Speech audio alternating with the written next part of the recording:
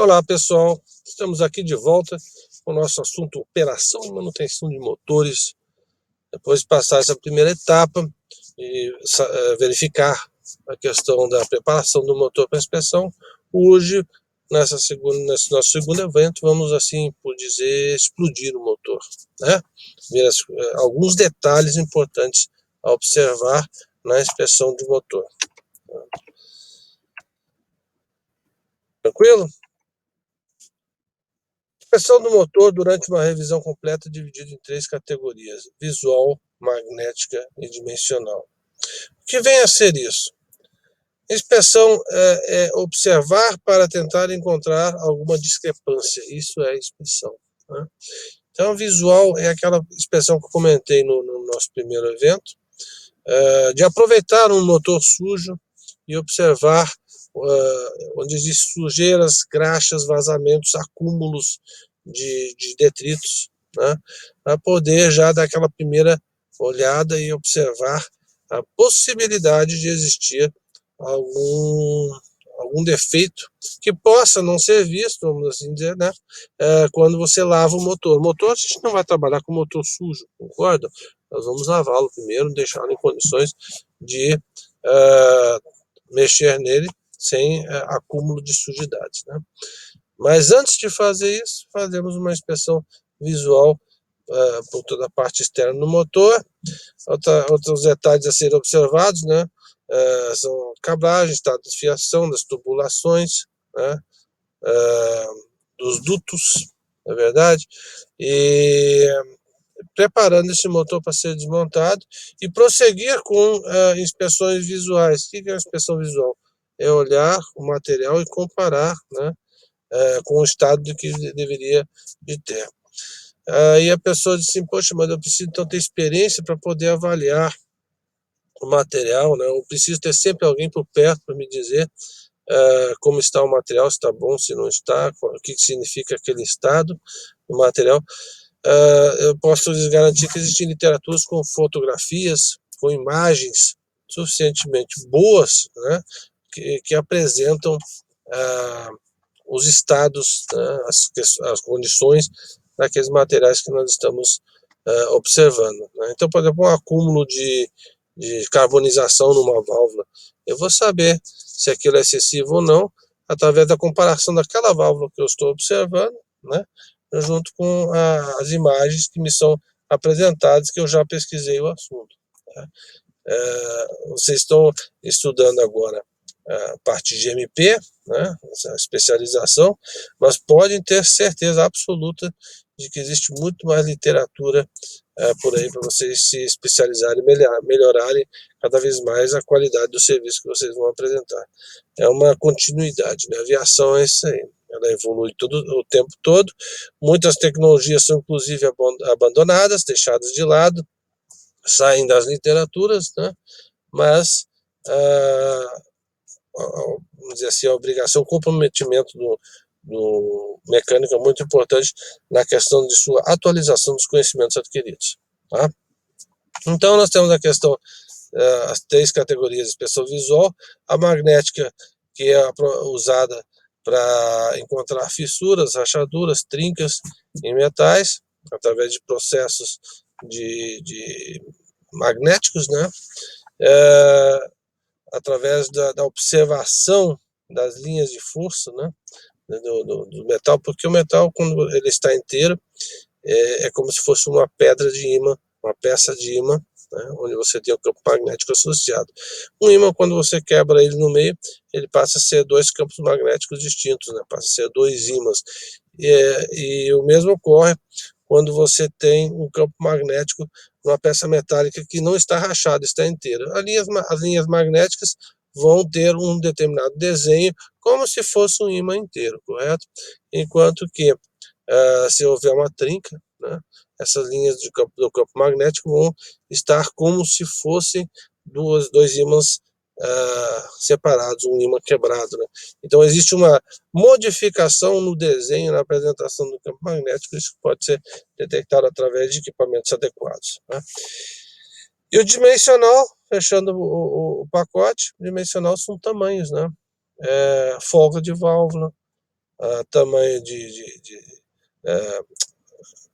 formato do cilindro, né? Se o cilindro está ovalizado, se ele está é, deformado, né? Se ele está apresentando alguma alteração naquele padrão que ele devia ter de fábrica. Então não se esqueçam disso, né? Na revisão é bastante simples de mentalizar. Esse visual, que é mais simples, é a primária, né? Pode-se dizer. A magnética, que é a busca por coisas que você não enxerga, né? E o dimensional, os tamanhos dos materiais, tá? As peças. Então, as formas de avaliar, de analisar as peças são baseadas em princípios bastante simples, né? A gente sempre pensa assim, poxa, sofisticação, sofisticação. Podemos considerar uma sofisticação a observação de um material através de ferramentas muito simples, né? Por exemplo, o empeno de um cilindro. O que é empeno de um cilindro? É quando o cilindro está torto, né? O pé dele, a base dele está torta. Mas o que vai acarretar um cilindro torto, a base torta? Veja que aqui nós temos um posicionamento angular, né, do cilindro em relação à base dele. Se isso aqui estiver empenado, eu vou ter uma condição em que eu vou ter um esforço, né, da base no sentido de afastamento e a outra parte querendo ficar no lugar. Esse esforço cria uma torção. Essa torção pode tanto provocar vazamento, fuga de pressão, né, ou de lubrificante, combustível, como eu falei para vocês agora há pouco, né, aproveitar que o motor está sujo para olhar se não está vazando alguma coisa de algum lugar, né, quanto vai alterar o movimento do pistão dentro do cilindro, né, que o cilindro vai estar forçando para ficar torto e inclinado, como se fosse uma torre de Pisa, né. Mas aí disse, mas poxa, só um pouquinho, pessoal, cada milímetro, cada fração de milímetro de alteração de posição de uma peça metálica de um projeto de motor vai acarretar consequências não só para aquela peça, quanto para as demais às quais ele está relacionado. Então, força pouquinha coisa, mas o que significa forçar pouquinha coisa? Se um cilindro está um pouco mais pressionado para um lado, tendendo para um lado em relação ao pistão, ele vai tender a sobreaquecer aquele pistão. Essa máquina vai ter um cilindro um pouco mais quente, né? Um pouco mais quente vai necessitar um pouco mais de óleo, né? Vai consumir o óleo, será que o óleo não vai escapar? Então todas essas coisas são vistas, são consequências de pequenas diferenças de uma determinada peça. Uma válvula, por exemplo, que está dentro da guia, com um pequeno desvio, ela acaba consumindo guia, acaba consumindo a base dela, né? O assentamento dela, né? Acaba consumindo a própria válvula, né? Então, pequenas alterações, grandes consequências. Essa é uma frase que você não deve se esquecer, tá? Na aviação, as pequenas coisas podem ter grandes consequências no sentido de não só material, mas de pessoal também. Exemplo, um parafuso, né? Um parafuso mal colocado numa aeronave, independente do sistema, né? Vamos considerar que seja um parafuso no sistema fundamental, ele vai ter aquela condição de estar na sobrecarga apenas quando a aeronave estiver em atividade, né? Apenas quando o avião estiver voando, basicamente, decolando, que é a hora do maior esforço da aeronave, quando está decolando, está com plenas potências, né? Quando está subindo, né? Inclusive, grande parte dos acidentes acontece nessa hora. Então, aquele pequeno parafuso que está ali parado ou em marcha lenta está sofrendo pouco esforço, na hora de você dar potência no motor, na aeronave, na decolagem, aquilo vai passar a sofrer o máximo de esforço, e esforço torto, né? O esforço da má colocação daquele parafuso. Nessa hora, aquele parafuso, estando num lugar importante, ele pode se romper e acabar derrubando um avião. Aí o prejuízo é grande. Mas, enfim, aqui nós temos um cilindro e uma base plana, completamente plana, né? Tem que ter essa aferição de que essa base é plana. Eu coloco a base do cilindro em cima dessa superfície plana. Se cair com plano, significa que a base do cilindro está não está empenado. Agora, se houver uma pequena tendência à movimentação, eu já sei que esse cilindro provavelmente vai estar condenado, devido ao empenho da base dele, ok? Também temos a questão dimensional interna do cilindro. O cilindro pode sofrer duas consequências principais. Pode sofrer uma ovalização ou uma conicidade, né? A gente sabe que o cilindro frio ele tem as dimensões um pouco diferentes entre a cabeça e a saia dele, né? Porque as temperaturas junto aqui à câmara de combustão, as temperaturas são muito maiores. Então existe uma tendência a essa área aqui sofrer muito mais calor. Então existe também uma tendência a essa área aqui dilatar muito mais, né? Então, por causa do calor maior e a tendência, né, a ficar incandescente. Mas enfim, esse tipo de aquecimento a mais entra naquela questão que eu tinha comentado com vocês. Se você está bem aquecido aqui, essa parte do cilindro, né, a parte de cima, próxima à câmara de combustão, e o pistão está se movimentando aqui dentro, o que pode acontecer? Aquele esforço, aquele pequeno esforço do cilindro desviado, né, torto de base, fazendo um pequeno esforço fora, ele pode trazer consequências irradiadas, né, aqui nessa área do cilindro, tá? Então, a ovalização significa que existe um limite, né, para que esse cilindro tenha diferença ao longo da medição que você faz, tendo diâmetros diferentes no mesmo cilindro, ou seja, um diâmetro não estável no cilindro. Isso é detectado através de um instrumento dessa natureza, tá? A mesma coisa acontece com o motor, a reação, quando você tira aquela parte da frente do motor a reação, fica só exposto ali os discos da turbina, né? Você tem condições de medir a circunferência interna ali para ver se ela está parelha ou se está ovalizada. Mesma consequência, peça móvel metálica dentro de outra peça metálica acaba trazendo desgaste. Vai ao longo do tempo com certeza apresentar desgaste, não tem como fugir disso, tá? Enfim, nós temos aqui a questão do grau de ovalização, ele tem um certo limite. Por quê? Porque até um certo limite, o pistão que está aqui dentro se movimentando, ele consegue suprir através dos anéis a raspagem e o isolamento da compressão, né? A raspagem do óleo e o isolamento da compressão.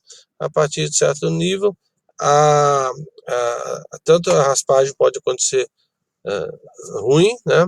Deixando o óleo passar para dentro do cilindro, que cria carbonizações, que não é conveniente, quanto pode haver uma perda de compressão. Perda de compressão em aeronave significa perda de potência, e perda de potência significa condições degradadas de voo, tá? Para deixar o cilindro em condições de uso, vamos dizer assim, né? Deixar ele dentro dos parâmetros, através de troca de anéis, né? E novo condicionamento do pistão, eu posso deixar esse cilindro preparado para receber esse novo kit, né? Só que eu tenho que consumir parte interna da camisa desse cilindro. Isso é feito através de uma máquina de esmerilhamento que tira quantidades maiores, né? E depois eu posso promover um acabamento através de uma máquina de brunimento, né? Deixando assim o cilindro com aquela cara espelhada por dentro, né? Internamente. Quanto mais espelhado, significa menos aspereza. A gente olha assim o metal, disposto esse metal é lisinho, mas se você olhar com o microscópio, você vai ver por que precisa de lubrificação. Porque na verdade são lixas uma contra a outra, metal contra metal, é como se fosse lixa contra a outra. Então quanto mais fina essa lixa, melhor ele vai funcionar, né? Menos atrito vai ter. Tranquilo? Então já falamos aí até aqui de cilindro, né? O que pode acontecer com o cilindro? Pode acontecer um empeno, pode acontecer ovalização, pode alterar a conicidade dele. A conicidade, que significa o formato cônico dele, vai se alterando ao longo do tempo devido a esses esforços diferenciados que nós conversamos das peças que se movimentam dentro do cilindro, tá? E nós temos algumas observações a respeito de técnicas para remover quinas, né? Vocês podem ver que esse tipo de desgaste aqui, ele é típico de um anel que está se movimentando. E aqui você vê, poxa, muita coisa, isso aqui é uma visualização exagerada, né? Mas que serve para ilustrar muito bem o que acontece.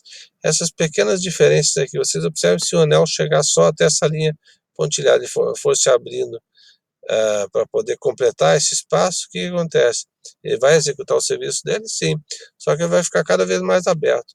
Quanto mais aberto, pior a condição dele de esforço de suportar alterações de pressão de combustão ou promover a própria raspagem, né? Ter a efetividade da raspagem da película de óleo que fica dentro do cilindro. Então eu faço o esmerilhamento, depois o brunimento para acabar o serviço. Tranquilo? Né? Quanto a válvulas, válvula é uma coisa muito delicada, né? Porque ela trabalha dentro de uma guia, ela é um ferrinho, coisa simples, né? Ferrinho de vai e volta, né? Mas enfim, ela está sempre sujeitando a questão do encaixe da válvula em sua sede. Qual é a importância da haste da válvula não estar empenado? É permitir que sempre que tenha esse ângulo de 90 graus, né, entre a haste e o batente, né, o assentamento da válvula. Por que o assentamento é tão importante? Porque aqui não tem junta, é metal contra metal. E esse metal da válvula ele é pressionado contra o metal do cabeçote, no sentido de prevenir que a compressão, a pressão de explosão, né, venha a vazar. E isso faz com que eu consiga aproveitar ao máximo a combustão, o poder da combustão. E o fundamento básico para o funcionamento do motor, com um bom rendimento, é aproveitar ao máximo a explosão, né, do combustível, misturar combustível que está dentro do cilindro, perfeito? Então esse assentamento aqui tem que ser muito bom. O ângulo que eu tenho da válvula aqui tem que ser o mesmo ângulo que eu tenho lá no cabeçote, mesma coisa, né?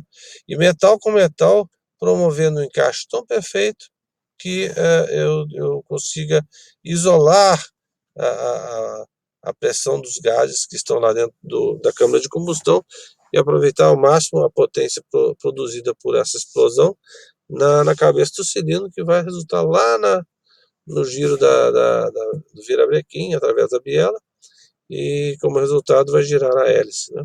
Tranquilo? Então, cuidado que tem que ser tomado. Uma válvula pode vazar compressão se não estiver tendo um assentamento perfeito, por causa do próprio desgaste dela, né? Ou por causa de carbonização, né? Só aquele carvãozinho bobo que a gente vê, né? Não deixa a válvula fechar direito. E à medida que isso vai evoluindo, vai perdendo potência. Perdendo potência por quê? Porque parte daquela compressão, aquela explosão que ocorre dentro da câmara de combustão, acaba saindo por ali, pela fresta, vamos dizer assim, deixada na válvula, e o que não é traduzido em potência colocada na cabeça do pistão. Tá? Observe que válvulas têm a face e a borda, tá? Cada qual com sua angulação. Coisa importante de lembrar é essa fixação da válvula aqui, né? Às vezes a gente pensa assim, bobeira, né? É só colocar prender no balancinho, né? E tá tudo bem. Isso aqui, se começar a ter folga aqui, isso irradia no acionamento da válvula e é extremamente perigoso. Tá? Observe aqui que nós temos uma válvula diferente dessa apontada. A face da válvula pode ter vários formatos, cada qual dependendo do fabricante, dos objetivos que ele tem para aquela válvula, né? Que o objetivo do fabricante é deixar ao máximo a câmara de combustão isolada de todo o sistema para tirar o máximo de energia da explosão. Tá? Nunca se esqueça da questão da borda e da face da válvula. Tá? Tranquilo? Para fins de assentamento, o que eu faço? Eu pego e coloco pasta de esmeril, uma pasta que tem uma areia né, um abrasivo muito fino dentro. E como é que eu faço esse assentamento? Cada válvula sendo atritada na sua sede, lá na cabeça, então, no cabeçote, né? Você se lembra da figura do motor explodido, né? Aquelas várias válvulas colocadas uma do lado da outra. Na hora de desmontar, lembra-se da questão de organização, observação, avaliação, que nós tratamos no nosso primeiro encontro. É nessa hora que que faz a diferença. Se eu chegar e sair desmontando a válvula e misturar elas, eu já estou perdendo a oportunidade do reassentamento. Isso vai consumir material, isso vai consumir tempo, isso vai dar trabalho e não vai sair tão bom, tá? Então o que acontece?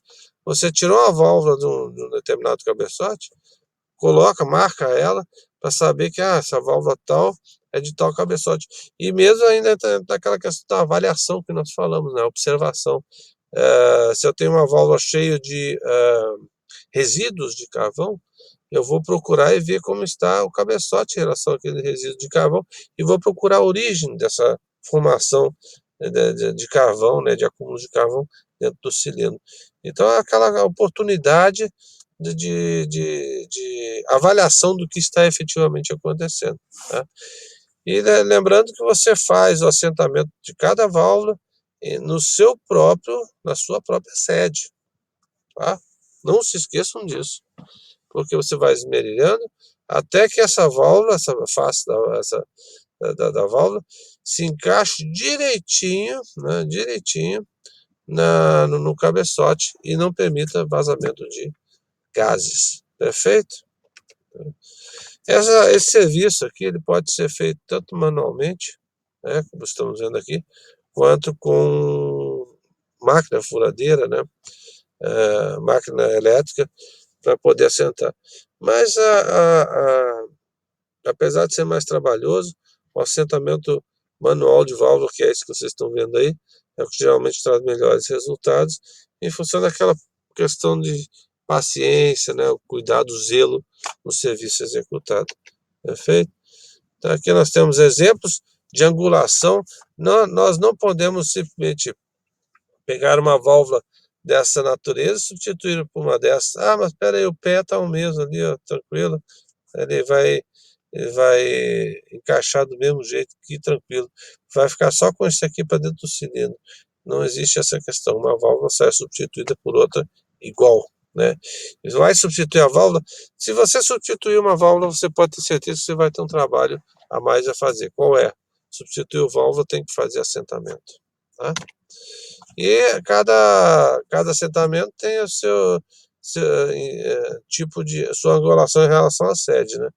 Normalmente temos 30 graus, 45 graus ou 75 graus, ou eles, né, em conjunto. Aqui outro exemplo, 15, 30 e 45. Poxa, mas são 3 angulações? Sim. E tem que fazer direito? Tem que fazer direito, tá? Tem que ter essa paciência. Tranquilo? Então aqui nós temos exemplos, né? 30, 45 e 75 graus. Esse serviço você tem que fazer por etapas, tá? Então, poxa, cada assentamento desse por etapas é trabalhoso? Sim, é trabalhoso, mas é necessário, extremamente necessário, porque um bom assentamento de válvula no motor convencional é que vai garantir praticamente quase que totalmente o bom aproveitamento da combustão que ocorre naquele motor, tá? Bom, falamos de assentamento da válvula, falamos da haste da válvula, falamos da sede, falamos da adequação dessa válvula, né, através do assentamento, mas não podemos esquecer da mola. A mola tem que ter uma tensão suficiente para trazer a válvula de volta à sede dela o mais rápido possível, acompanhando, inclusive, o movimento do balancinho, que vai batendo e trazendo, né? Lembre-se, tá, que uma mola cansada, ela não trazendo a válvula de volta rapidamente, ela acaba, nesse movimento mais lento, dando espaço para que o balancinho se afaste da válvula e depois venha bater nessa válvula. Esse afastamento, esse retorno mais lento, lembre-se que todo o restante das outras peças estão funcionando normalmente, né? Continuam executando as suas tarefas, fazendo as coisas acontecerem. Então ela vai voltar mais lento, mas o pistão vai subir na mesma velocidade, né? Vai voltar mais lento, mas o balancinho já vai estar sendo recolhido pela vareta ou pelo comando de balancins, né? Isso tudo acontece muito rápido. Se a válvula não acompanhar, se a mola não estiver com a tensão adequada, a válvula não vai acompanhar esse movimento, e nós vamos ter o quê? Perda de compressão, nós vamos ter batida da válvula na sede dela, né? Em função da demora do retorno. Muitas vezes acontece, mas pode ser uma válvula de admissão que demora a fechar, você vai ter uma explosão dentro do cilindro e vai jogar essa válvula contra a sede dela. Aí já como consequência você pode ver uma mola de válvula que não tem lá, que tem uma função específica de trazer a válvula de volta, vai estar prejudicando a válvula em si, porque ela vai demorar a voltar e ela vai tomar uma pancada que vai prejudicar tanto a válvula quanto o cabeçote. Tranquilo, pessoal? Vamos lá. Tudo que trabalha junto tem como consequência que pode entortar, né? Se nós vimos que a válvula pode não encaixar, que a guia da válvula pode estar desgastada, a haste da válvula pode estar empenada, nós podemos ter também um virabequim que está torto, está girando fora do eixo. Mas o virabequim é uma série de manivelas. O que isso tem a ver com o virabequim estar fora do eixo? Se o virabequim estiver um pouquinho fora do eixo, esse pouquinho fora do eixo vai recair sobre o cubo da hélice, né? E como consequência vai fazer a hélice vibrar. Como consequência, vai trazer problemas para a hélice. Poxa, mas é só um virabrequim, um pouquinho de folga. Vocês vejam que uma coisa recai sobre a outra. O motor, as peças são encaixadas para trabalhar em conjunto. Quanto mais uniforme você conseguir deixar esse conjunto, quanto mais ajustado você conseguir deixar esse conjunto, quanto mais cada peça cumprir a sua função, mais potência você vai tirar desse motor. Basta que uma dessas peças não esteja trabalhando adequadamente, ela vai começar a criar um arrasto para as demais, e por irradiação vai para o motor todo. Então vocês podem ver aqui que quando se fala o motor está afinado, o motor está justinho, o motor está certinho, significa o quê? Todas aquelas peças que trabalham uma contra a outra, acabam trabalhando em conjunto, cada uma cumprindo a sua função de maneira adequada, sem provocar desgaste em nenhuma das outras. Então, o camarada, às vezes, tem um carro que está com problema de válvula, ele vai usando, vai usando, não, tá aguentando, essa é a palavra mesmo, está aguentando, está suportando, está resistindo à falha, mas aquilo irradia. Então, onde antes você só tinha uma válvula mal assentada, você vai ter problema em haste de válvula, você vai ter problema de balancim, você vai ter problema de assentamento. Então as coisas mudam. Falou em assentamento ruim, você pode ter consequência no cabeçote, né? Perda de compressão, superaquecimento, quebra de peça por superaquecimento. Então, vocês vejam que pequenos detalhes têm que ser observados, né? Pistão, vocês podem ver aqui, esse dispositivo aqui está medindo a folga dentro do pistão. Por quê? Aqui dentro tem um pino do pistão. Deixa eu ver se está na próxima figura, não. O pino do pistão trabalha aqui. Quando ocorre a combustão aqui na cabeça em cima do pistão, ele recebe uma pancada para descer, ele transmite, ele irradia essa pancada para o pino, que por sua vez transmite essa pancada para a fixação da biela no pino. Então essa pancadaria ela é absorvida, ela é levada e irradiada lá para o eixo de manivelas, né? E isso faz o quê? Vai acabar gerando folga, é desgaste natural, não tem? É pancadaria, atrito, atrito, atrito, raspa, raspa, poxa, mas tá até brilhoso, tá lisinho aos olhos, a olho nu. Veja através do microscópio que você vai ver que as coisas não funcionam assim lisinho. Porque se fosse tudo extremamente liso, espelhado, a quantidade de óleo necessária para lubrificação seria irrisória, né? Não precisava de uma película de óleo para poder lubrificar o motor. Tranquilo? Então, o pino do pistão eu coloco num suporte e meço ele através de um instrumento, né, que me diz se ele está empenado ou não está através da pancadaria. Tudo tem seu desgaste, como tudo tem seu desgaste, tudo tem seu limite de deformidade ou de consumo, né? Chegou no limite, tem que trocar. Ah, vou trocar o pino, vou usar o mesmo pistão. Não, você vai ter o conjunto pistão-pino. Por quê? Porque aquele pino trabalhou junto com o pistão, né? Dentro do pistão, e foi gastando, consumindo metal junto com aquele pistão. Então não adianta trocar um pistão. É o que acontece na retífica, né? Você tira um pouco de metal de dentro do cilindro, deixa ele um pouquinho maior, mas você vai ter que trocar os anéis para poder compensar esse material retirado. Aos moldes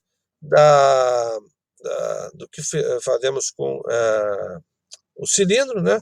Nós colocamos 2 blocos de suporte, onde coloco eixos, né, nivelados, e prendo a biela nesses eixos. Esses eixos estando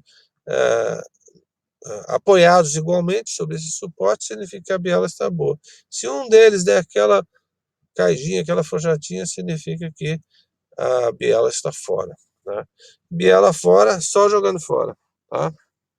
Porque ela é uma peça que absorve o impacto que o pistão recebe esse impacto através do pino e joga lá para o virabrequim. Perfeito? E finalmente, pessoal, tendo visto todas várias das principais peças, né? Vocês veem que a gente viu as principais, né? Cilindro, pistão, válvula, né?